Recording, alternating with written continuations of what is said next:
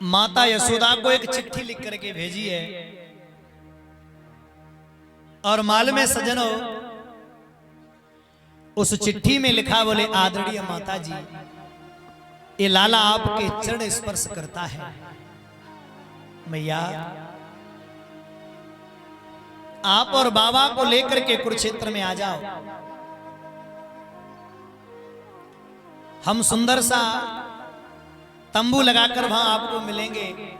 हम अपनी समस्त रानियों के सहित में कुरुक्षेत्र में आ रहे हैं, आप भी आ जाओ। और मैया हो सके तो अपने बेटा के लिए थोड़ा सा माखन ले आना। तेरे हाथ को माखन मैंने बहुत दिन से खायो ना है। और चिट्ठी को सजनों बंद करके भगवान कृष्ण ने एक दूत को भेज दिया वृंदावन। दूत बहन भाइयों वृंदावन में आया। उस दूत ने वृंदावन में आकर के सारी बात यशोदा को बताई, चिट्ठी दी है। मैया यशोदा की तो आंखों से आंसू निकल पड़े, सज्जनों रोई गई मैया। भैया बाबा आनंद चिट्ठी पढ़ रहे हैं, मैया रो रही है, आंखों से आंसू चल रहे हैं। मेरा लाला आए वो खुशी के आंसू है। बूढ़ी मैया और बाबा तैयार है कि चले। भाई बहन आ गए मेरे गोविंद। कुरुक्षेत्र में सारे ब्रजवासी भी आ गए, अपने अपने तंबू लगा ले। मैं अनुरोध करूंगा कार्यकर्ताओं से और जिम्मेदार व्यक्तियों से कि जिनको जरूरत हो वे खड़े होना, बाकी सब लोग खड़े मत होना। पांडाल में सब बैठ जाओ। हाँ, व्यवस्था आप सबकी है। भैया जैसे ही तंबू लगे, काऊ ने मैया यशोदा से कह दी, यशोदा वो सामने कन्हैया जी को तंबू है। सो मैया बाबरों की तरह चलो ना जा रो, तो सजनों डंडा लेकर के दौड़ पड़ी है। कन्हैया अरे ओ काना कारे लाला, अरे ढीठ लाला मैया आ गई तेरी। सजनों एक सैनिक ने आवाज सुनी, जैसे ही काना कही ना, सैनिक बोले चुप, हमारे कृष्ण का नाम बिगाड़ती हो। ए बूढ़ी मां कौन है आप? उनका नाम है द्वारकाधीश महाराज धीराज योगी राज श्री कृष्णचंद्र जी महाराज। यशोदा मैया बोली, सुन तेरे लिए महाराज धीराज होगा, पर मेरी तो गोद को छैया है। सजनों यशोदा मैया तंबू में आ गई है। बिना शोर के आप लोग मन से सुनना। आवाज लगा रही, पर कृष्ण ने जब नाय सुनी तो लौट गई। अब नायदारी को सुनेगा, बड़ो आदमी है वो, अब काय को सुनेगा वो। श्रोता बंधु हो, लौट कर मैया तंबुओं में आ गई है। बाबा नंद भी खड़े हैं। कहते हैं ना, अंकड़ियां झाई पड़ी पंथ निहार निहार, जी बड़िया छाला पड़ा कृष्ण पुकार पुकार। भाई बहन बड़े गौर से सुनना। बाबा नंद से आकर के बोली, बाबा वो निठुर नहीं आया, उसने हमारी सुनी ना है। बाबा नंद बोले मैं चलो जाऊं। मैया बोली खबरदार, जो अब तुम गए, जब बा निठुर ने हमारी ना सुनी तो अब हम किसी को जाने नहीं देंगे। बाकी गर्ज पड़ेगी तो मिले वे आवे वो, और नाय पड़ेगी तो मत आवे। मैया और बाबा इतनी कह ही रहे थे, तब तक तो सज्जनों पीछे से आवाज आई, सावधान द्वारकाधीश पधार रहे हैं। इतना सुनते ही सज्जनों यशोदा मैया तो शर्म के मारे बूढ़ी है गई है, दांत रहे ना है। राजा बने हुए मेरा कन्हैया, हम फटे कपड़ा पहन के कैसे जाएंगे। सो तंबू के पीछे छिप गई, अंदर ती देखूंगी लाला। प्रेम देखो, मेरे कृष्ण आए बाबा को, अरे बाबा, बाबा बोले लाला कन्हैया। एक दूसरे के गले पहले तो खूब रोए और बाद में बाबा ने कही, लाला आज बड़े दिन में आयो है। कृष्ण बोले, बाबा बाबा मेरी मैया कौन है? बाबा बोले बावरी नहीं खड़ी रो रही है भाई, पता नहीं कहां गई। मेरे कृष्ण रो करके बोले मां में इतना बुरा होगा कि तू मुझे देख के छिप गई। मेरे कन्हैया ने तंबू के पीछे सज्जनों क्या देखा मालूम है? नीचे को गर्दन करके लाल लाल आंखें और जसोदा मैया के आंसू टप टप टप टप चल रहे हैं। और जो कृष्ण ने थोड़ी पकड़ के चेहरा ऊपर करो और जो नजर कन्हैया ते मिली और मैया ने हृदय से लगाया, बरसों की प्यास मिट गई और इतना रोई है कृष्ण की छाती को गीला कर दिया मैया ने। भगवान मैया के पास रो रहे, मैया उनके पास। भगवान बोले मैया मैया मुझे दुनिया के बड़े काम करने तासु मैया में ना आयो। जसोदा बोली मुझे जाकी बुराई ना कि तू नहीं आयो, बुराई मुझे जाकी है कि तू मेरा बेटा है कि झूठ जो बोली तेने परसों आऊंगा। कृष्ण बोले मैया ए मैया सच बताना मेरे लिए माखन लाई है? यशोदा मैया रो करके बोली लाला कछुआ तू ही ना हो।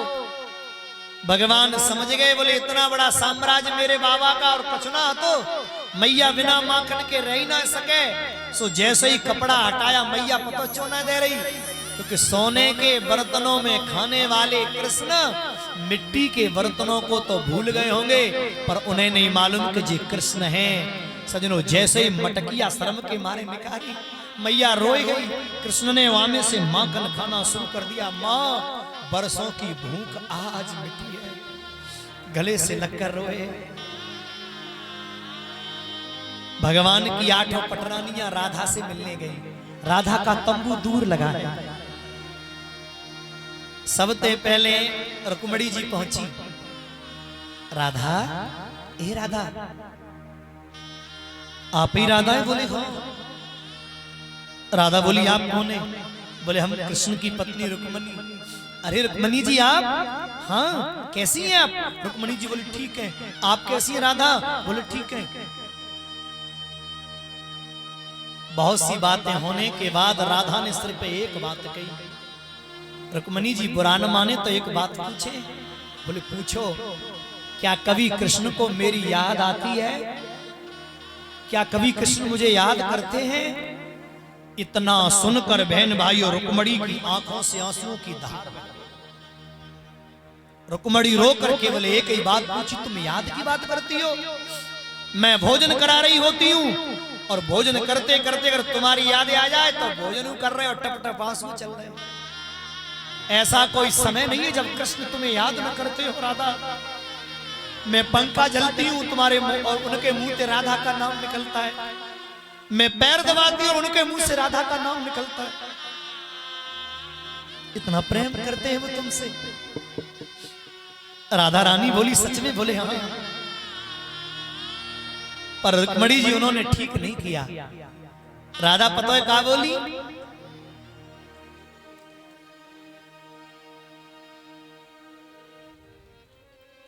राधा ने सिर्फ एक ही बात कही, सुनो ना। वो मेरा सांवरा प्रीतम कहाँ है? मेरी दुनिया मेरा हमदम कहाँ? भुलाया उसने ब्रज की वादियों को, बगैर श्याम के अब हम कहाँ हैं? हो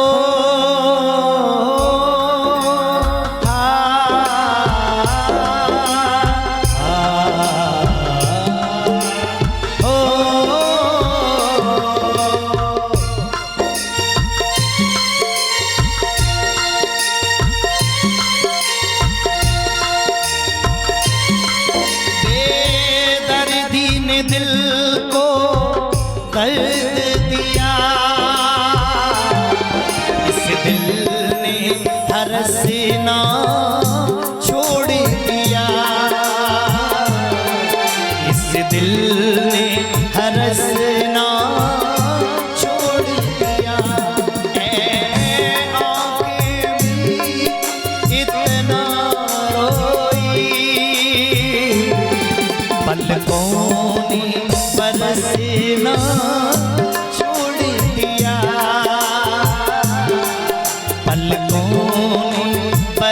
हंसना छोड़ दिया।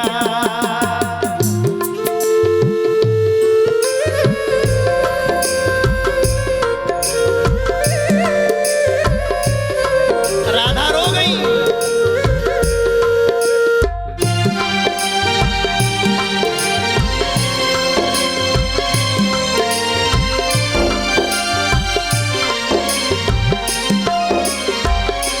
हमने तो कहा वो हर जाए, पर पागल दिल माना ही नहीं।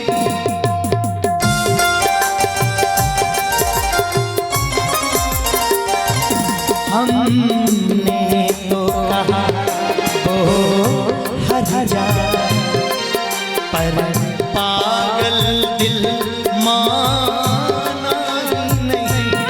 दे करके दर्द मथुरा को गए, दे करके दर्द मथुरा को गए। इस दिल ने धड़कना छोड़ दिया।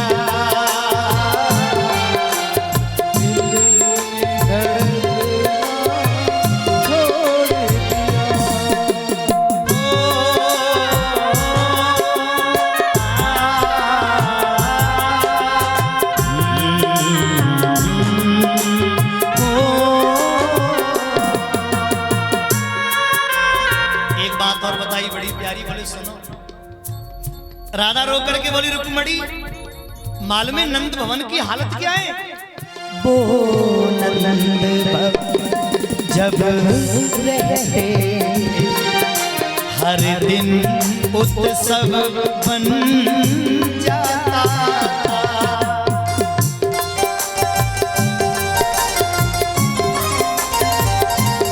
वो नंद भवन जब रहते हर दिन उत्सव बन जाता।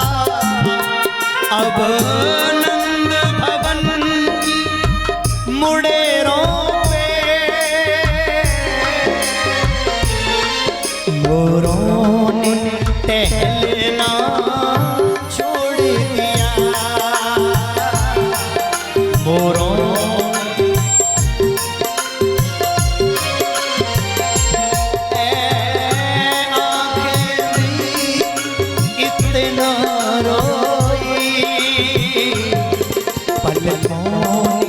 झपकना छोड़ दिया।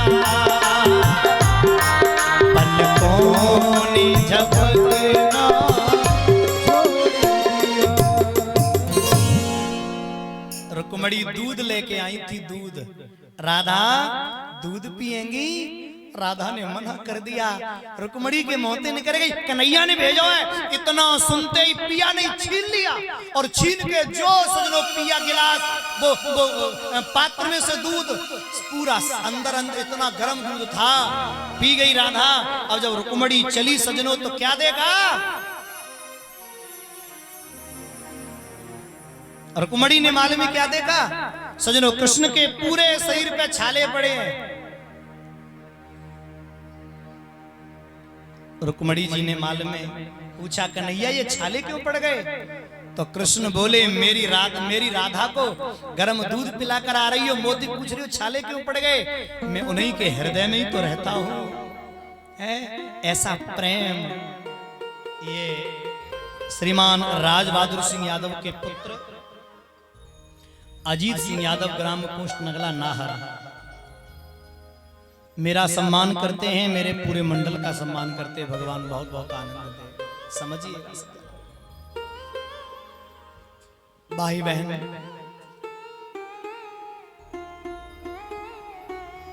इसके बाद में बहुत सुंदर कथा श्रवण करेंगे आप। लौटकर अपने द्वारका में आ गए। कन्हैया इधर सजनों पांडवों का भी कार्यकाज देख रहे हैं, उधर भी सजनों कर रहे हैं, सब राजसु यज्ञ कराया और सब काम चल रहे हैं। उधर अपनी द्वारका भी देख रहे हैं। प्रसन्न रहो। अपनी द्वारका भी देख रहे हैं कन्हैया और वो भी देख रहे हैं। वाह, बड़ा सुंदर।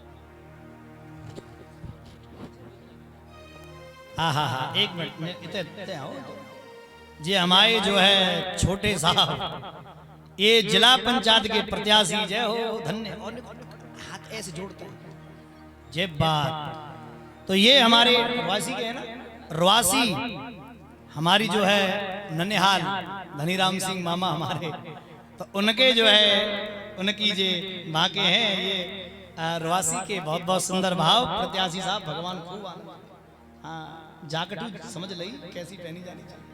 वाह नेताजी वाह, बहुत बहुत सुंदर भाव है। तो आनंद है परमात्मा का, भगवान बहुत बहुत आनंद प्रदान करे, राधे रानी कृपा दृष्टि बरसावे। ये बच्चा बहुत लड़ता है हमारा, बहुत प्यारा है, ये बहुत पहले बचपन से देख रहा हूं। तो आनंद है, समझिएगा सजनों कितना सुंदर भाव आचार्य सुखदेव जी समझाते राजन परीक्षित। आगे मैं तुम्हें कथा श्रवण कराने जाऊं। हाँ बोल रही मैंने, अब बैठो आराम से कथा सुनो, और कथा में कुछ सीखो पब्लिक में कैसे जाना है। तो भैया हमारे अजय का एक कहना था, आज अजय कहाँ है? अजय का कहना था कि महाराज बीच बीच में एक ऐसा भजन है जाए जाते ने का मन थड़कवे को है ना, तो भजन होएगा। जाओ मत कहूंगे तुम्हें नहीं रहना है, जब तुम सामने होगे तभी तो मन लगेगा। तो सब लोग